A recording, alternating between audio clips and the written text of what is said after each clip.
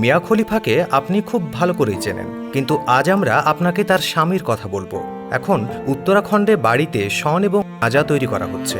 তেরে নাম সিনেমায় কাজ করার ভিখারিটি এখন দেখতে কেমন হয়েছে দেখার পর হয়তো আপনি হতবাক হয়ে যাবেন। আর কখনোই দুবাই থেকে সোনা কেনা উচিত নয়, কিন্তু কেন? আর 6 বছর পর আবার কি নোট বাতিল করতে যাচ্ছে সরকার? আসুন জেনে নেই কেন দুই ছেলেকে বিয়ে করলেন ব্রাজিলের মেয়ে। এবং আপনি কি কখনো 400 টায়ার সহ একটি ট্রাক দেখেছেন? নইলে আজ ভারতের এই বাহুবলী ট্রাক দেখবেন। তাহলে এত সব প্রশ্নের উত্তর জানতে শেষ পর্যন্ত দেখুন। মিয়া খলিফা এটা এক রকমের নাম যা লোকে জানে কিন্তু মানতে প্রস্তুত নয়। মিয়া খলিফা সবচেয়ে বিখ্যাত অ্যাডাল্ট অভিনেত্রীদের একজন, এবং সে কারণেই তিনি অনেক সুন্দর ছেলেদের সঙ্গে ডেট করেছেন। কিন্তু তিনি এটাও জানেন যে সুন্দর মানুষ সবকিছু নয়। তাই তিনি পরে রবার্ট স্যান্ডবার্গ নামে একজন শেফের প্রেমে পড়েন, যিনি ইটালির রেস্তোরাঁয় কাজ করতেন। তারা প্রায় 2 বছর একসাথে বাস করেছিলেন, কিন্তু তারপরে তাদের বিবাহ বিচ্ছেদ হয়ে যায়। এদিকে উত্তরাখণ্ডে শনের পাতা দিয়ে বাড়ি তৈরি করা হচ্ছে। বাড়ি তৈরিতে যে ইট ব্যবহার করা হয় তা দুটি জিনিস দিয়ে তৈরি হয় মাটি নয়তো সিমেন্ট। মাটির তৈরি হলে তা পরিবেশের জন্য ক্ষতিকর, আর জীবাশ্ম জ্বালানি আজ ব্যবহার করা হয়। যখন এটি সিমেন্টের তৈরি হয় তখন তাও ক্ষতিকর, বেশি কার্বন তৈরি করে। সারা বিশ্বে মোট কার্বন নিঃসরণের 7% সিমেন্টের ইট তৈরির কারণে হয়। তাই উত্তরাখণ্ডের আর্কিটেকচার নামৃতা শন পাতা থেকে ইট তৈরি করছেন। এটি থেকে একটি বাড়ি তৈরি করেছেন যা বেশ শক্তিশালী এবং পরিবেশ বান্ধব। এটি শীতকালে ঘরকে গরম আর গ্রীষ্মে ঠান্ডা রাখে। আপনি হয়তো জানেন না, কিন্তু যা হাজার হাজার বছর ধরে নির্মাণ কাজে ব্যবহৃত হয়ে আসছে। এমনকি অ্যালোরা কেভে যা ব্যবহার করা হয়েছিল। আপনি যদি তেরে নাম ছবিটি দেখে থাকেন তবে অবশ্যই এই ছবিতে অভিনয়ের যে ভিখারি ছিল তাকে দেখেছেন। যদিও তিনি ছবিতে পুরনো ছেঁড়া জামাকাপড় পরেছিলেন, কিন্তু বাস্তবে দেখতে যথেষ্ট সুন্দর আর স্টাইলিশ। তিনি সাউথ ইন্ডাস্ট্রির একজন বিখ্যাত অভিনেত্রী যার নাম রাধিকা চৌধুরী। তিনি 1999 সালে তার চলচ্চিত্র জীবন শুরু করেন, এবং যখন তিনি তেরে নাম চলচ্চিত্রে কাজ করেন তখন এটিতে তার অভিষেক হয়েছিল, যার কারণে তিনি খুব ছোট ভূমিকা পেয়েছিলেন। কিন্তু আজ পর্যন্ত সেই ভূমিকায় জনগণের কাছে স্মরণীয় হয়ে আছে। এদিকে ভারতীয় জনগণ এবং ভারতকে পশ্চিমা মিডিয়া সর্বদা অত্যন্ত দরিদ্র হিসেবে দেখায়। আপনি যদি বহিরাগতদের ডকুমেন্টারি বা ভিডিও দেখেন, তারা সর্বদাই ভারতের বস্তি এলাকাগুলি দেখায়, যেগুলো ভারত জুড়ে শুধুমাত্র কিছু এলাকায় রয়েছে, এবং সেগুলো উন্নয়ন করা হচ্ছে। কিন্তু ভারতের বাইরে অনেক মানুষ এখনও এসব জানে না এবং এখনও ভারতকে দরিদ্র বলেই মনে করে। অবশ্যই এটা ব্রিটিশদের চাল বলতে পারেন।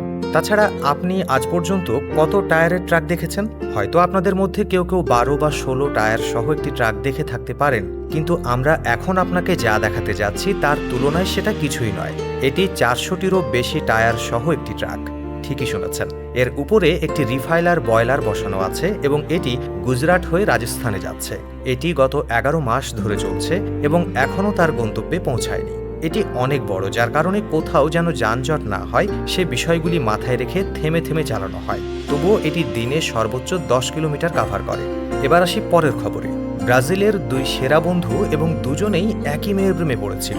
এমন পরিস্থিতিতে প্রায়ই বন্ধুদের মধ্যে বন্ধুত্ব ভেঙে যায়, কিন্তু এখানে তা ঘটেনি। তারা বন্ধুত্ব ভাঙতে চায়নি এবং তাদের কেউই সেই মেয়েটিকে ছেড়ে যেতে প্রস্তুত ছিল না। তারা দুজনেই মেয়েটিকে বিয়ে করার কথা বলে, মেয়েটিও রাজি হয়। তারপর 3 জনই বিয়ে করে, অর্থাৎ এই মেয়ের 2 স্বামী আছে এবং 3 জনের কারোরই এতে কোনো আপত্তিও নেই। এখন দুজনেই একটি সন্তানের বাবা হতে চায়, যার জন্য মেয়েটিও প্রস্তুত। দর্শক, এবার একটি প্রশ্ন, নোট কি আবার নিষিদ্ধ হতে চলেছে? আপনারা নিশ্চয়ই জানেন 6 বছর আগে ভারত সরকার একটি দুর্ঘটনা ঘটিয়েছিল এবং এটা তামাশা ছিল। হঠাৎ ভারত সরকার এসে বলল 500 আর 1000 টাকার নোট নিষিদ্ধ করা হবে। এত দ্রুত ঘটনা ঘটল যে কোনো ব্যবস্থাপনা করা হয়নি, যার কারণে অনেক নিয়ম লঙ্ঘন হয়েছে।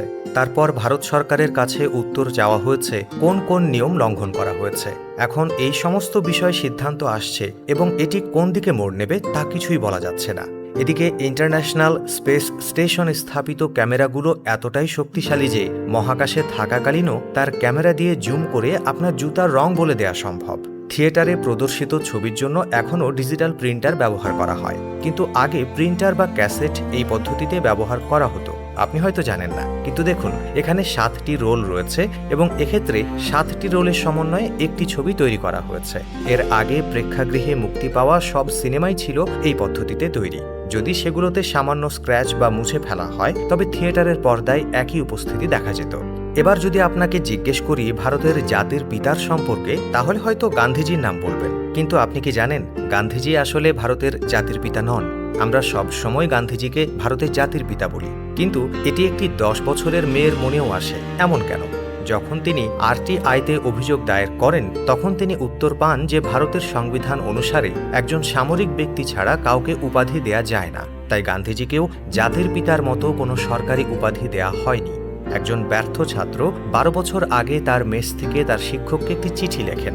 এই শিক্ষক সেই ছেলেটিকে অপমান করে বলেন, এই দেখো, বোকা মানুষগুলো এমন দেখায়, সে একটা সহজ ব্যাপার সমাধান করতে পারে না, সে কি IITতে যাবে? আর স্যারও বলেছিলেন জীবনে কিছুই করতে পারবে না। এই ছেলেটি সম্ভবত তার জীবনের শেষ চিঠি লিখেছিল। এই ছেলেটি আর কেউই নয়, ক্যাপ্টেন গৌরব প্রতাপ। তারা পাকিস্তানে ঢুকে একতরফা সন্ত্রাসীদের নির্মূল করতে যাচ্ছিল। এখান থেকে জীবিত বেরিয়ে আসার সম্ভাবনা 0.5% ছিল। এটি যে কোনো IIT বা AIMS পরীক্ষার চেয়েও কঠিন ছিল। এটি সেই লোকেদের মুখে একটি চপেটাঘাত ছিল যাদের জন্য সাফল্য কেবল IIT বা AIMS। তারপরেই চিঠি নিয়ে বসে স্যারও কাঁদতে লাগলেন। পরবর্তী ঘটনাতে যাবার আগে এই ছবিটা ভালো করে দেখে বলুন তো, কার ছবি দেখছেন? এতে দেখা যাবে আপনার মন আর চোখ কতটা তীক্ষ্ণ। আপনি 5 সেকেন্ড নিন। দুবাইতে সোনা কেনা কি সত্যি সস্তা? হ্যাঁ, অবশ্যই। আপনি যদি দুবাই থেকে সোনা আনেন, তাহলে আপনি 7 থেকে 10,000 টাকা লাভ পেতে পারেন। তার উপরে আপনি ভারতে যা পাবেন, তার চেয়ে দুবাইতে আপনি অনেক বেশি বৈচিত্র্যময় ডিজাইন পাবেন। দুবাইতে শুধুমাত্র একটি দোকানে ইতোমধ্যে তৈরি করা 80টিরও বেশি বিভিন্ন ডিজাইনের চেইন পাবেন, কিন্তু ভারতে একটি দোকানে 10 থেকে 20টি পর্যন্ত পাবেন। তো বন্ধুরা, ভিডিওতে অনেক কথাই হলো। যদি ভালো লেগে থাকে, তাহলে কোন তথ্যটি বেশি ভালো লেগেছে সেটি কমেন্টে জানাতেই পারেন। আজ এখানেই শেষ করছি। এতক্ষণ সঙ্গে থাকার জন্য অসংখ্য ধন্যবাদ।